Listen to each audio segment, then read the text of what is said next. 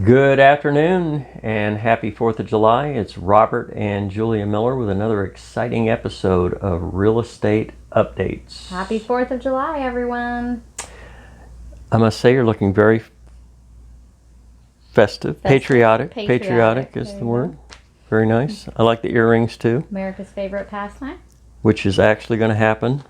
Yes. So excited. Goodness. Yay. We're going to have some baseball this year. Baseball, 60 games. Yay. Yeah.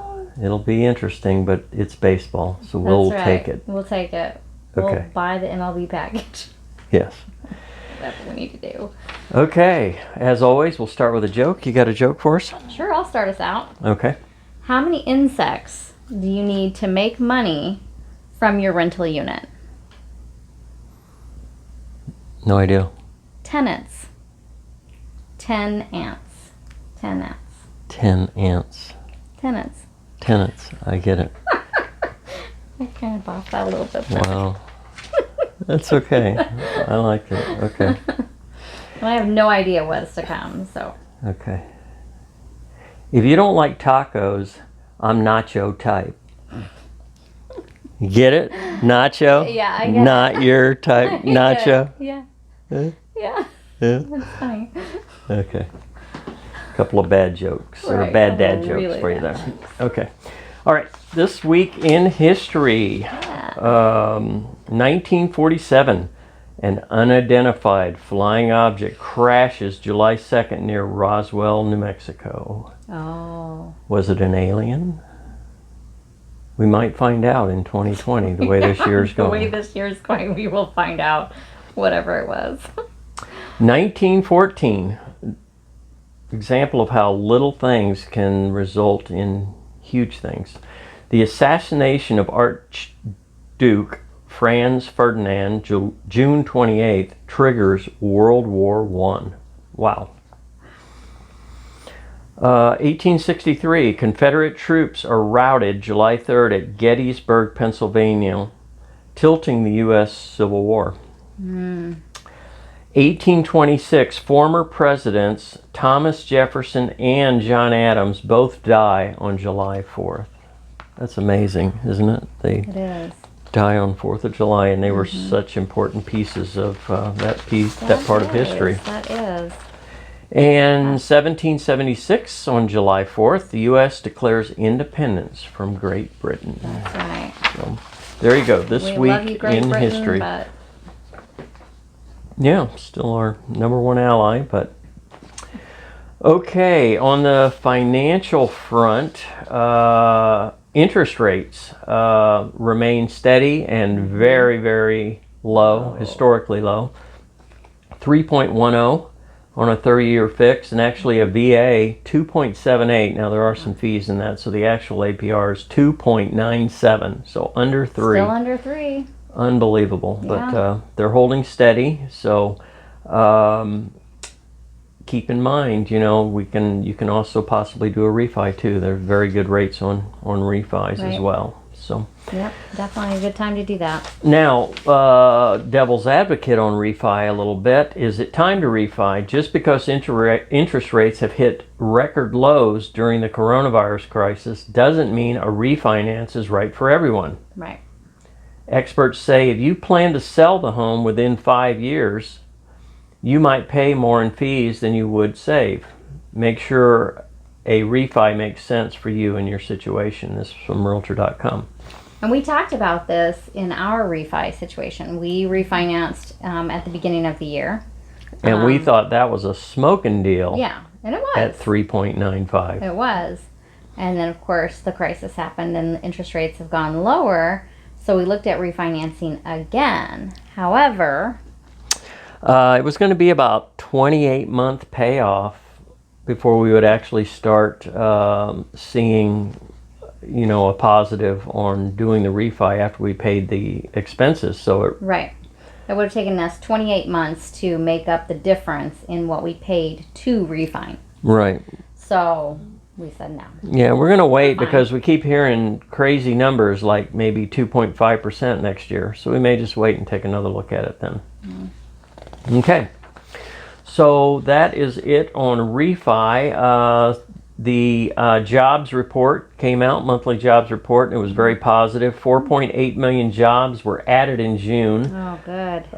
Still puts the unemployment rate at 11.1%, which is definitely not a desirable number, but it was much better than what they were expecting. They were predicting that we would only add 2.1 million jobs. So that's great news. We're continued in the right direction. Now, however, things are happening so fast, you almost have to check it by the hour. With the latest coronavirus numbers going up and a lot of businesses having to reclose again, this might turn these numbers upside down again. So we'll just have to see how next month's numbers are. We have a couple friends that this is impacting. The reclosing has impacted. One person worked for a gym, and so she's out of a job basically for another 30 days. She'll get her job back and possibly has to go on unemployment if that's what her family situation requires. But that was one. And then another small business was impacted because they contracted COVID. So they're impacted. They have to close. Right. So it's impacting people for sure. Yeah. So we'll see. It's very turbulent times, so we'll just have to see how things plan out. Okay, the big news, discussion, debate, and worry here in the valley is inventory. Oh my gosh. We have none. We have no inventory to speak of. We sold it all in June, so we need all of you to sell your house now. Yeah. We have got, for a city with a population over 5 million people, we have 8,853 homes available, resale homes available for sale. That's it. Right. The entire valley has 8,853 homes for sale. Yeah. That's just mind-boggling. Well, tell us what it was in 2019 to contrast so people understand. Exact same time last year, and we were talking about needing more inventory then. Yeah. We had 19,778 properties available. Over double. Unbelievable. Yeah. 8,800. To add more difficulty to it and put it in contrast, there are 13,606 homes under contract that are going to sell. So if you do the math on that, that means we only have a 0.65 months supply of inventory. Right. 0.65. That's like a few weeks. That's all we have. 2.5 weeks, basically. In months supply of inventory. That's just an unbelievable number. For June, the closings were 10,094. The prediction was 9,600. So they kind of blew that out of the water. Yeah, we were reviewing Tom Ruff's numbers last week, and he had predicted closings for June at 9,600. Well, we pulled the closings for June, and 10,094. So very positive numbers. Yeah, but very positive. Wow. Great. Inventory is really going to be a problem, and we're going to rely more and more, I think, on home builders.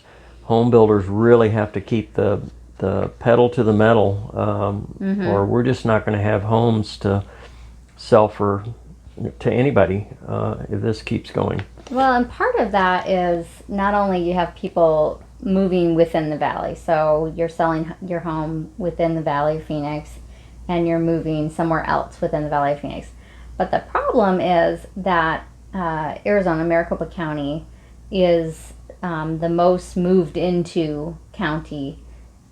We get how many per year transplants from other states? I don't know the exact number, but it ranks very high in the nation. Yeah. For the last 10 years, we've added over 1 million people. So right. From other states. Flocking into the valley, either job transfer or they want to move closer to family, whatever it is. But yeah, that's another problem. So. And how do you think the recent work at home that COVID has produced, that looks like it's going to be something that people are going to want to embrace after the COVID-19 is gone? Think it's only going to enhance the problem. Right, because people can come live in an area like Arizona, work remotely, and never have to go shovel snow again. Right. So Our daughter did for years. She lived here in Arizona, and worked for a company out in Illinois. They Yeah. were based mostly out of Illinois, and they also had a call center up in Washington State. And she worked here. She had to go there a couple times a year, to either state. But she lived here for 2.5 years. So, yeah, it's going to become So, more and more. I think more and more people are going to want to come to Arizona. And of course, our baby boomers, more and more are retiring and heading this way. So we're going to get more of the active adult. So it's, wow. I hope it doesn't have such an adverse effect that we end up having home prices like California. Well, I think, yes, definitely. And I think that, like you said, the new home sales is going to have to fill in some of those gaps and fill in what resales we don't have. Right. So, but keep in mind, realtors can represent you at a new sales office. That's right. We can. It's important. And it doesn't cost you anything, and we can certainly be a benefit to helping you make wise choices for a future resale. That's the primary thing we can do for you. Well, and we can help review the builder's contract. Not a whole lot we can change in it, but we can make sure to review that contract with you, or recommend a good realtor, real estate attorney to help you understand what the builder is saying and requiring of you. So Right. there's definitely some representation there. Exactly. Yep. Okay, just we'll wrap it up with some area home sales and our availability. And again, this is kind of reflected valley-wide in Trilogy at Vistancia. 2,400 homes on one side. Almost, they're over 3,000 homes now, well over 3,000 homes. Oh, yeah. There's only 43 resale homes available. 43, that's it. And it always goes low in the summer. Always goes low. Yeah, granted, we got to quantify it that we are in the off season, but usually we're about 70-ish yeah, homes it's right now. it's about half what we normally would expect. So I don't know what's going on there. Vistancia Village, the family side, this one number is really crazy. 25 homes available for sale. Yeah. 25. Another active adult community, a little bit larger. They have 9,800 homes over there, but their available homes, 91. Sun City Grand. Sun City Grand, yeah. 91 homes. Just another kind of jaw-dropping comparison. The entire city of Peoria that we live in, there's 260 resale homes available. Wow. In the entire city, 260. Wow. So. And we just went over, 150, 160. So that's only 100 more homes outside of the two areas that we covered, Vistancia and Sun City Grand. Sun City Grand, well, actually, Sun City Grand technically is Surprise. So Right, Sun City Grand is in Surprise, so you got to take that number out of there. But yeah, we have 68 of the 260 out here in our little community. So wow, okay. Wow, crazy numbers, but so crazy times, crazy 2020. Yeah.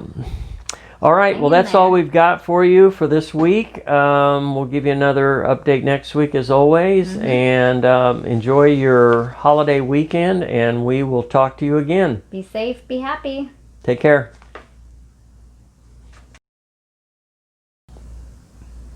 Testing. 1, 2, 3. Testing, 1, 2, 3. Why did the duck go into the bar? Ordering. Isn't it? I get to learn some of those. The duck and bar jokes. Those are You do funny. have a joke today, right? Yeah, I do. Okay. Is it funny? Okay.